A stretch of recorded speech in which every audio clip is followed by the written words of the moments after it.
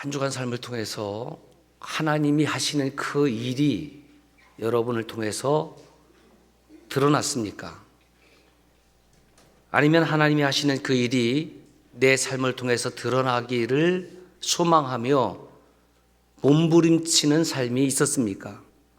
이것도 저것도 아니면 그저 한 주간 분주하게 지내다가 오늘 주일이지 교회 가야 되겠다, 혹시 그런 마음으로 나오셨습니까?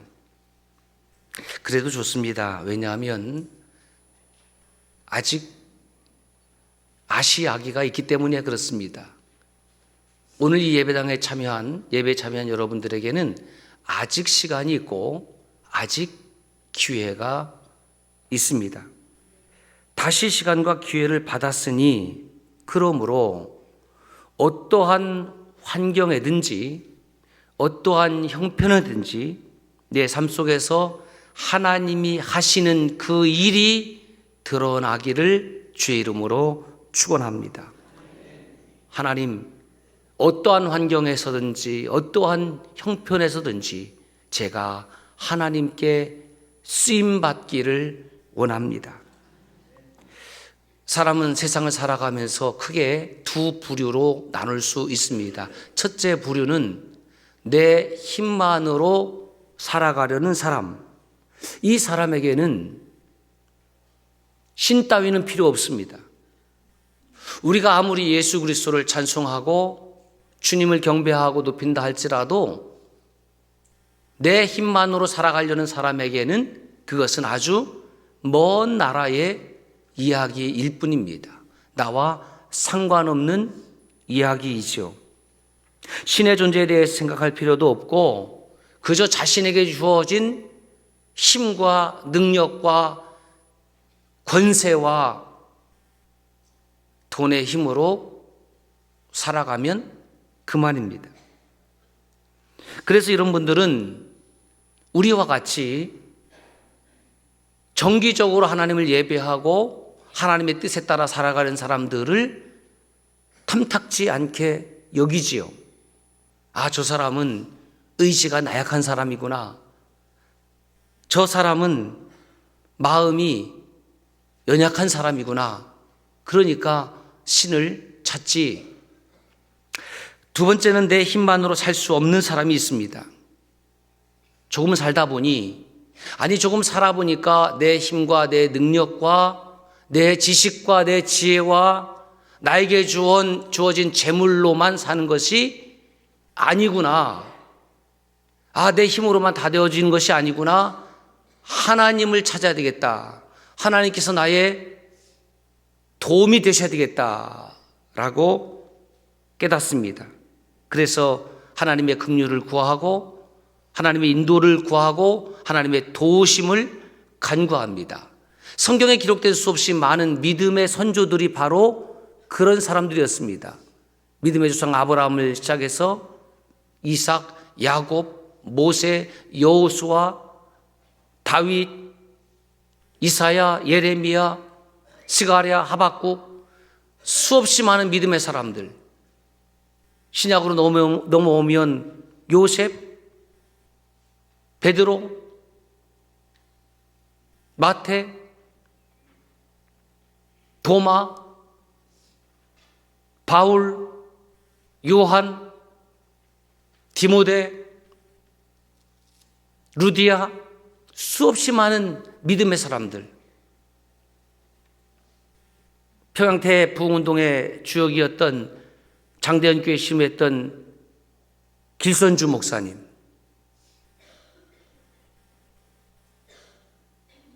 주기철 목사님, 손양원 목사님, 제주도 선교회 길을 열었던 이기풍 목사님, 한경직 목사님, 비단 이분들입니까? 오늘 무명의 그리스도인이지만 비록 유명하진 않지만 저와 여러분들이 바로 그 믿음의 길을 걸어가고 있습니다.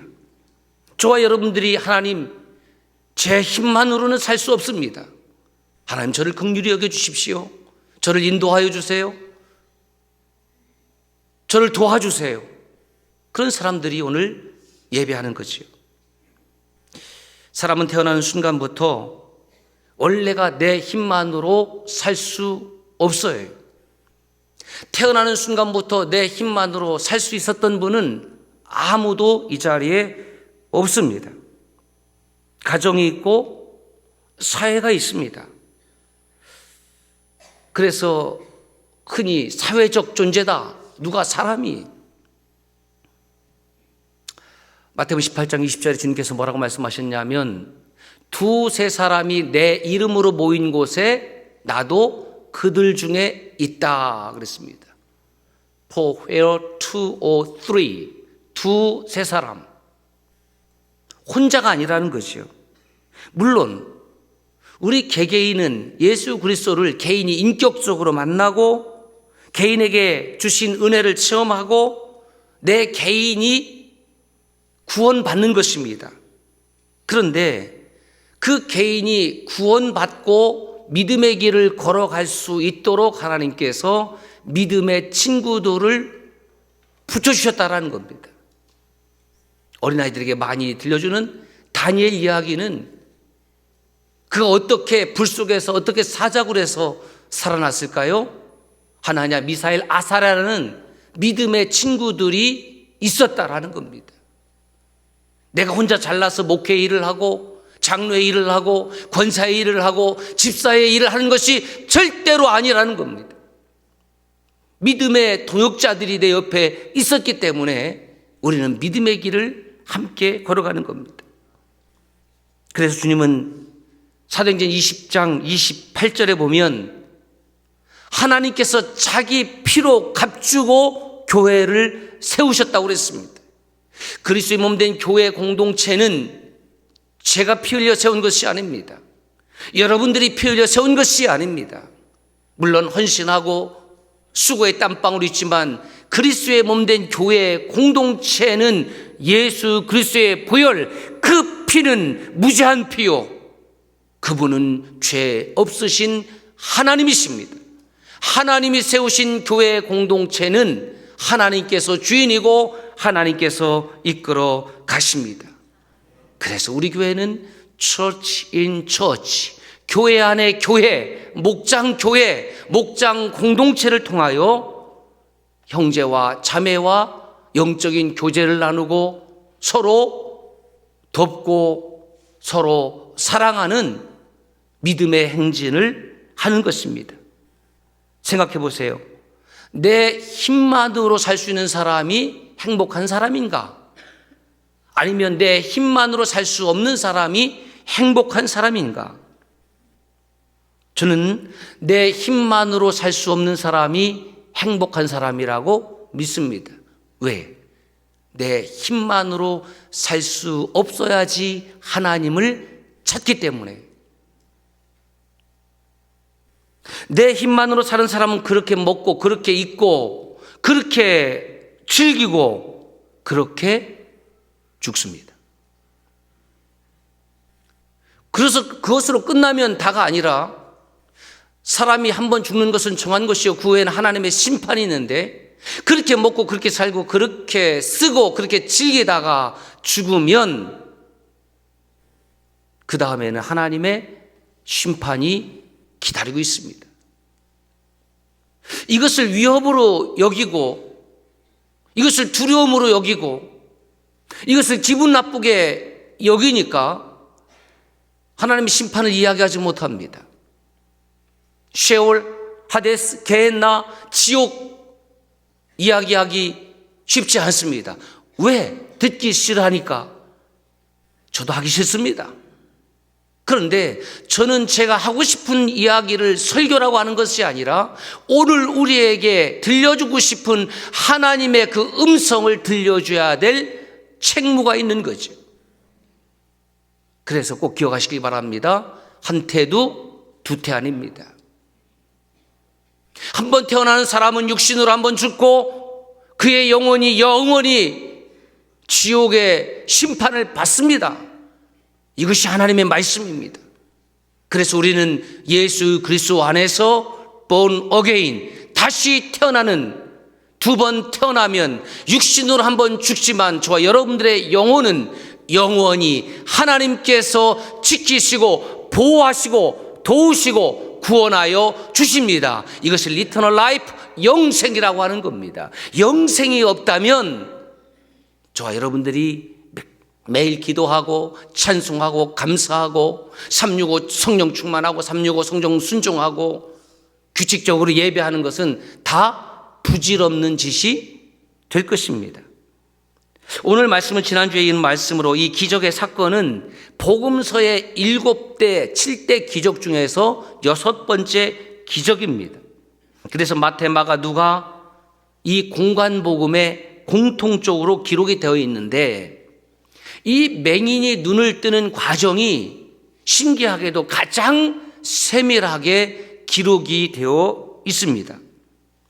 이 말씀의 핵심은 뭐냐면 이 시각장애인, 맹인의 장애인이 문제가 아니다라는 것입니다. 그에게는 문제였습니다. 보지 못하는 것은 필경, 우리가 상상할 수 없는 답답함을 넘어선 그 무엇이지 않겠습니까? 말씀을 계속 묵상하면서 그런 생각을 했어요. 만약에 내가 1시간을 보지 못한다고 하면 자면 되지 뭐. 하루를 보지 못한다고 하면 그건 집에 있으면 되지. 그런데 일주일을 볼 수 없다면, 한 달을 볼 수 없다면, 1년을 볼 수 없다면, 나의 남겨진 모든 생애 가운데 계속 볼 수 없다면, 여러분, 이것은 남의 이야기가 아니라 나의 이야기 아닙니까? 얼마나 고통스러울까요? 이 장애가 얼마나 나를 힘들게 할까요? 더 큰 문제는 다른 사람이 나를 장애로 취급하는 거죠. 장애로 취급하는 것을 넘어서서 너는 죄인이다라고 낙인 찍는 겁니다. 스스로 일을 해서 돈을 벌 수도 없습니다. 사람다운 가치와 삶을 살 수가 없습니다. 하루하루 구걸하는 인생으로 산다고 하면, 저와 여러분들이 그런 입장이라고 하면 얼마나 자존감은 바닥을 치고 얼마나 고통스러웠을까. 그런데 그 사람을 향하여 주님은 내 죄도 아니고 내 부모의 죄 때문도 아니다. 여기서 끝나는 것이 아니라 너를 통해서 하나님이 하시고자 하는 그 일을 나타내기 위함이다 라고 말씀합니다. 여기서 끝나는 것이 아니라 주님은 그를 통하여 침을 뱉어 진흙을 이기고 그의 눈에 바르고 실로암에 가서 씻으라고 말씀하시고 그 말씀에 순종하였더니 그가 세상을 보게 되었습니다. 본 적이 없는 세상입니다. 볼 수 없었습니다. 그래서 주님께서 이 말씀을 하면서 정말 장애가 누구냐면 제자들의 영적 장애, 더 나아가서 예수를 둘러싼 이 바리새인들의 영적 장애를 통렬하게 책망하는 말씀이에요. 이 맹인이 치유받는 사건이 언제 일어났냐면 안식일에 일어났습니다. 여러분, 안식일은 어떤 날입니까? 안식일은 하나님 더 사랑하는 날입니다. 하나님을 사랑하는 날이, 안식일만 사랑하는 날이 아니라 모든 날에 하나님을 사랑하지만 안식일은 하던 일을 멈추고 하나님을 경외하고 예배하고 제사 지내는 그런 날이 안식일입니다. 그런데 바리새인들은 그 안식일을 무엇을 해야 하는 날이 아니라 무엇을 하지 말아야 하는 날로 거꾸로 바꾸어 버렸어요.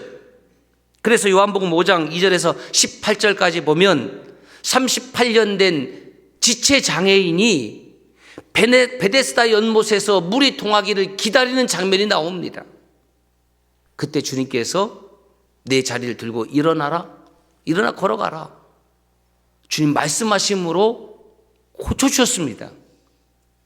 그렇게 지체장애인이 38년 동안 걷지 못했던 지체장애인이 그 자리를 들고 일어나는 광경을 보았다고 하면 박수를 치면서 만세 할렐루야 하는 것이 정상 아닙니까? 아니 형식적으로라도 그렇게 해야 되는 것 아닙니까? 그런데 바리새인들은 기뻐하지 않았습니다. 그리고 안식일에 고쳤다고, 안식일에 치유했다고 힐난했습니다. 마태복음 12장에 보면 안식일에 제자들이 밀밭을 가다가 배가 고프니까 본능적으로 밀을 좀 몇 개 따서 손으로 비벼서 먹었습니다. 아마 학창시절에 그런 경험들이 여러분 있을 거예요. 보리 태워서 손에 비벼갖고 까먹었던 기억. 그 모습을 바리새인들이 보면서 이거 안식일에 하지 못할 일을 했네 라고 또 시비를 걸어요. 회당에 들어갔더니 손 마른 환자가 있습니다. 그 사람도 주님이 고쳐주셨거든요. 그랬더니 안식일에 이렇게 손 마른 사람을 고치는 것이 옳으냐라고 또 따집니다.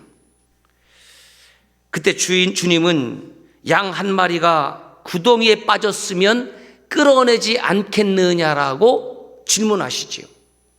네가 소중히 여기는 재산 그 양 한 마리가 구덩이에 빠졌으면 너는 끌어내지 않겠느냐, 구원하지 않겠느냐. 사람이 이 양보다 얼마나 귀하냐. 주님은 안식일의 주인이요 안식일의 구원자이심을 말씀하고 있는 겁니다. 뭐 이 정도 되면 아이고 얼굴이 뜨거워라, 내가 잘못 생각했네, 내 관점이 틀렸구나, 회개해야 되는데 바리새인들의 특징이 뭐냐면 회개가 없는 거예요. 오늘 그리스도인들의 특징이 뭐냐면 회개가 없어요. 말씀을 들어도 회개가 없어요. 고개를 끄덕이고 돌아갔지만 회개하고 상관이 없습니다. 믿음이 있다고 하지만 회개 없는 믿음이고, 믿음이 있다고 하지만 헌신 없는 믿음이고, 그저 관념적인 믿음 가지고 왔다리 갔다리 하는 거예요. 하나님 받지 않으십니다. 몇 푼을 헌금함에 넣었어도 하나님과 아무런 관계가 없는 돈이에요. 이 시각장애인이 주님 때문에 보게 되었습니다. 그게 또 어떻게 보게 되었느냐고 또 따집니다. 참 못되지 않았습니까? 이 맹인이 대답합니다. 요한복음 9장 15절에 그 사람이 진흙을 내 눈에 바르매, 같이 읽습니다. 내가 씻고 보나이다. 그러니까 바리새인들 가운데도 두 파로 나눠서 싸워요. 예수님이 또 안식일을 범했네. 안식일을 범했으니까 이 사람은 하나님께로 온 자가 아니야. 이 사람은 하나님과 상관없는 사람이야. 어떤 사람은 아니 그렇게 죄인이면 어떻게 이런 기적을 행할 수 있느냐라고 다투는 겁니다. 여러분, 이 바리새인들이 얼마나 악하냐 하면 기쁜 일을 보아도 기뻐할 줄을 몰라요. 슬픈 일을 만나도 슬퍼할 줄을 몰라요.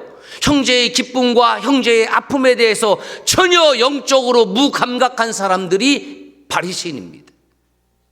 오늘 이런 바리새인들이 그리스도의 몸된 교회 공동체 안에 왜 없습니까? 기뻐해도 기뻐할 줄 몰라요. 축하도 할 줄 몰라요. 슬픔에 동참할 줄도 몰라요. 그게 무슨 교인입니까? 태어나면서 보지 못했던 사람이 주님의 말씀대로 해서 보았습니다. 감히 묵상을 해보니까 앞서 말씀드렸듯이 하루 정도 못 보면 답답할 텐데, 일주일 정도 못 보면 아마 미쳐 돌아갈 텐데. 왜요? 왜 그럴까요? 보고 살았잖아요. 보는 것이 무엇인지 알잖아요. 노란색, 파란색, 빨강색, 초록색, 사람들의 얼굴.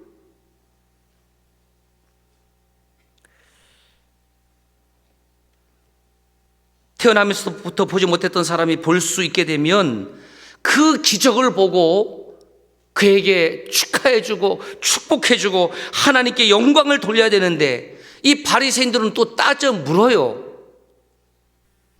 그 바리새인 같은 사람은 항상 따지고 항상 삐딱이고 항상 부정적이고,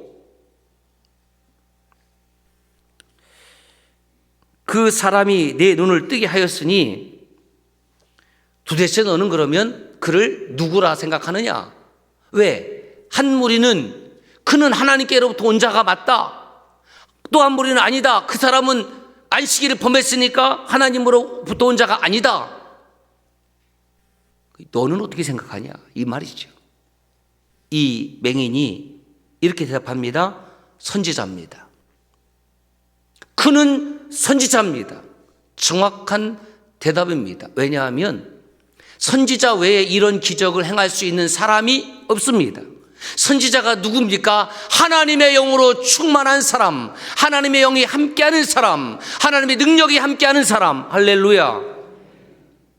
예수 그리스도는 이 땅에 오신 선지자 중에 선지자요, 왕 중에 왕이요, 제사장 중에 대제사장인 것을 우리는 믿습니다. 여러분은 그렇다면 예수님을 어떠한 사람으로 알고 계십니까? 주님이 제자들에게 묻습니다. 너희는 나를 누구라 하느냐? 베드로의 고백 잘 알고 있잖아요. 한번 해보실까요? 시작. 주는 그리스도시요 살아계신 하나님의 아들이시니이다. 맹인은 태어나면서부터 보지 못했습니다. 그렇다면 맹인의 눈은 이런 거죠. 보는 것이 무엇인지를 모르는 겁니다. 우리는 보는 것이 무엇인지를 알아요. 맹인은 보는 것이 무엇인지를 몰라요. 다시 말해 본 경험이 없기 때문에 우리가 볼 수 있다라는 개념 자체가 이분에게는 없는 것이고, 아무리 이야기해도 그 사람은 인식할 수 없습니다. 파란색, 빨강색, 노란색, 초록색 몰라요. 세상을 어떻게 인식하겠습니까? 촉각에 의해서.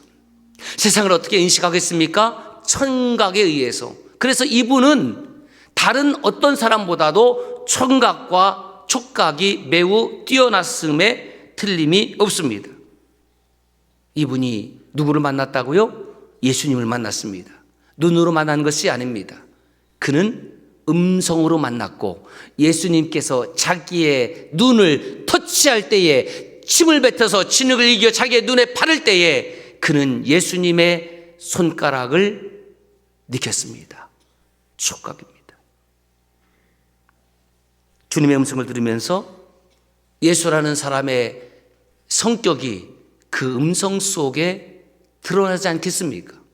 자기를 향하여 말씀하고 계시는 그 예수님의 긍휼의 마음, 사랑의 마음, 이 사람이 느끼지 않았을까요? 어떻게 해서 그렇게 자기에게 진흙을 이겨서 침을 뱉어서 바르는 것을 침을 보았습니까? 그런데 그는 신기하게도 예수님의 행위를 거부하지 않습니다. 주님 말씀하십니다. 실로암 못에 가서 씻으라. 이게 어떻게 가능한 일인가? 그저 순종했기 때문에? 아니에요. 묵상을 하니 이런 마음이 듭니다. 주님께서 하신 그 메시지 속에 하나님의 위대한 사랑이 담겨져 있기 때문에, 이 한 사람을 통하여 하나님이 하시는 일을 나타내고자 하는 하나님의 어마어마한 사랑을 그가 틀림없이 느꼈기 때문에 그 음성 듣고 따르지 아니할 수 없었음에 틀림없습니다. 주님의 음성은 온유하고 겸손하고 사랑과 긍휼이 가득한 음성임에 틀림이 없습니다. 여러분, 우리가 예배를 통해서 저는 그런 마음입니다. 주님, 저를 향한 그 음성 들려주십시오. 그 사랑의 음성 제가 듣기를 원합니다.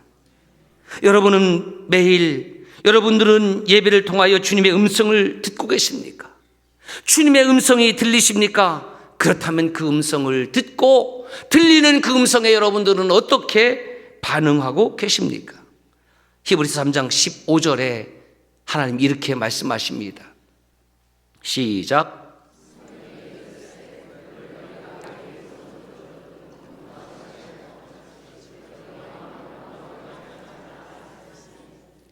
여러 단어 중에서 주목해야 될 단어가 harden입니다. harden. 굳다, 딱딱해지다. 하나님의 말씀이 들려지는데 여러분, 하나님의 말씀이 들려지면 그 딱딱했던 마음도 부드러워지고 온유해져야 되는데 하나님의 말씀이 들려지면 들려질수록 더 딱딱해지는 사람이 있다 없다? 있습니다. 그 사람이 어떤 사람입니까? 말씀을 듣지만 순종하지 않는 사람입니다. 하나님 음성 듣기를 싫어하니까. 세상의 모든 소리에 대해서는 그렇게 귀를 쫑긋하고 일주일 내내 보고 듣지만 그 잠시 시간을 통해서 하나님 음성 듣기를 싫어하고 들려줘도 순종하기를 거부합니다. 그것이 하들입니다.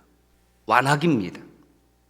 그렇게 완악하게 살면 어떻게 되느냐? 시편 95편 11절에 이렇게 하나님 말씀하십니다. 시작. 그러므로 내가 노하여 맹세하기를 그들은 내 안식에 들어오지 못하리라 하였도다. 여러분, 하나님의 말씀을 듣지 아니하고 들려도 순종하지 아니하면 하나님의 나라, 하나님의 안식에 들어갈 수 있는 사람은 아무도 없습니다. 여러분의 삶 가운데, 신앙 가운데에 순종이라는 단어를 삭제해버렸다고 하면 그것은 이미 지옥의 문이 여러분들을 기다리고 있음을 알아야 됩니다. 가장 미련하고 가장 불쌍한 교인이 누구인가? 하나님의 말씀을 들어도 듣지 못하는 사람, 하나님의 말씀이 들려져도 순종하지 않는 사람이 가장 불쌍한 사람 아니겠습니까? 견자비전, 눈에 보이는 것이 전부가 아니다. 저는 이 맹인의 모습을 보면서 다시 한번 그 메시지가 떠올라왔어요. 바리새인들처럼 육신의 눈으로 보여지는 것이 전부가 아니라, 여러분들의 눈으로 보이는 것이 전부가 아니고 주님의 손길을 느끼고 주님의 음성을 듣는 사람이 얼마나 행복한 사람인가. 그래서 제가 찾아봤거든요. 견자비전 언제 말씀을 전했나? 2023년 3월 12일 전한 내용이더라고요. 우리 눈에 보이는 것이 전부라고 생각해서 눈에 보이는 것만 따라 살면 반드시 망합니다. 하나님, 제가 나도 모르게 이 한 주간도 눈에 보이는 것만 따라 살았군요. 눈에 보이는 것만 추구하며 살았군요. 그렇다면 유턴하셔야지요. 그렇다면 돌이키셔야죠. 왜냐하면 보이는 것만 따라 살면 망하기 때문입니다. 그러므로 그리스도인은 눈에 보이는 대로 사는 사람이 아니라 내 귀에 들려지는 하나님의 말씀 따라 사는 사람입니다.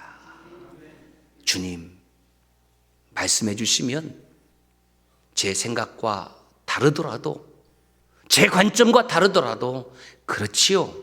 주님의 생각이 옳지요. 주님의 관점이 맞지요. 제가 고치겠습니다. 들려주시는 대로 순종하겠습니다. 그런 여러분들 되시길 주의 이름으로 축원합니다. 매주일 그리고 새벽에 하나님의 말씀 따라 살자고 소리치는 사람이 목사입니다. 그런데 그 다음 사탄은 뒤에서 옆에서 뭐라고 속삭인지 아십니까? 아니야, 말씀 따라 살지 않아도 아무 문제가 없을걸? 그래? 야, 저 목사가 저렇게 소리 높여 외친다고 그래서 너 말씀 따라 살지 않아도 돼. 괜찮아. 말씀 따라 살지 않아도 아무 문제가 없어. 여러분 어떻게 생각하십니까? 여러분들이 말씀 따라 살지 않고 살아도 아무 문제가 없을까요? 저는 문제가 없을 수 있다고 생각합니다. 말씀 따라 살지 않아도 오히려 말씀 따라 사는 것보다 더 눈에 보이는 것이 풍성하게 주어질 수도 있습니다.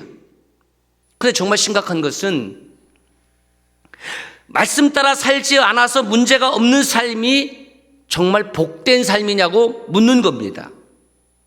말씀을 듣지 않아도, 말씀을 읽지 않아도, 말씀에 순종하지 않아도, 예배당에 왔다가 그냥 가도 여러분 삶에 아무 문제가 없으니까 그것이 정말 문제가 없는 것으로 착각하고 계신 것 아닌가요?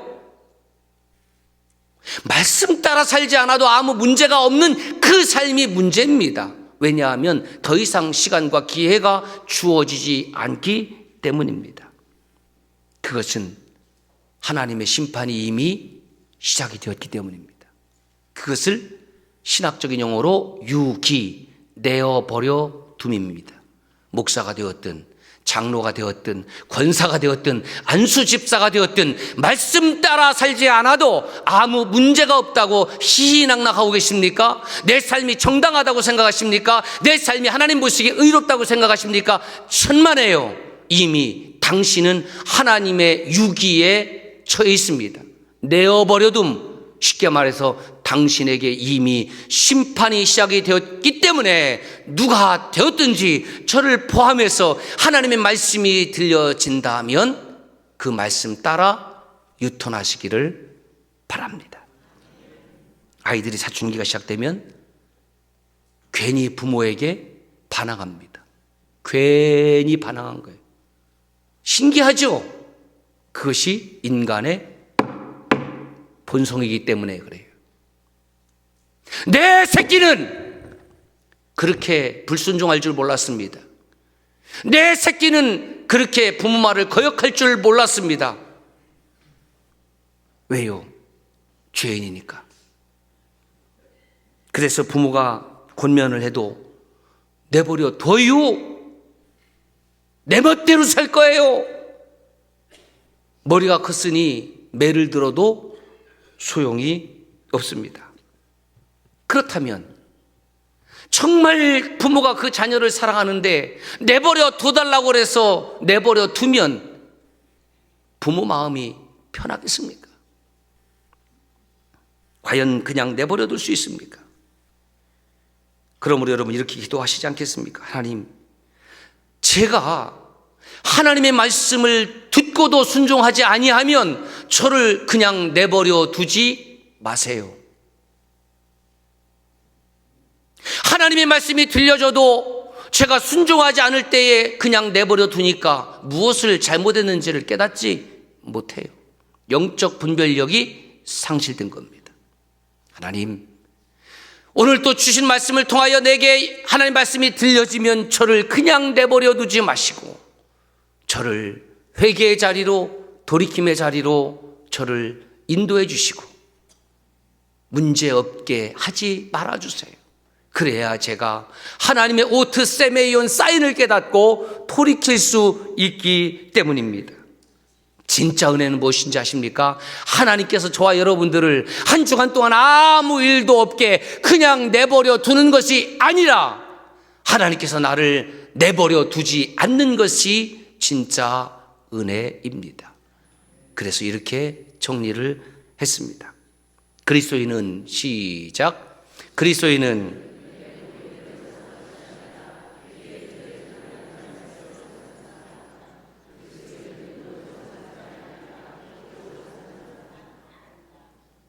사랑하는 여러분, 이 맹인은 주님의 말씀이 자신의 귀에 들렸을 때 주님의 음성을 들었고 주님의 손을 느꼈고 말씀 따라 어떻게 해서든지 가서 씻었더니 밝은 눈이 되었습니다.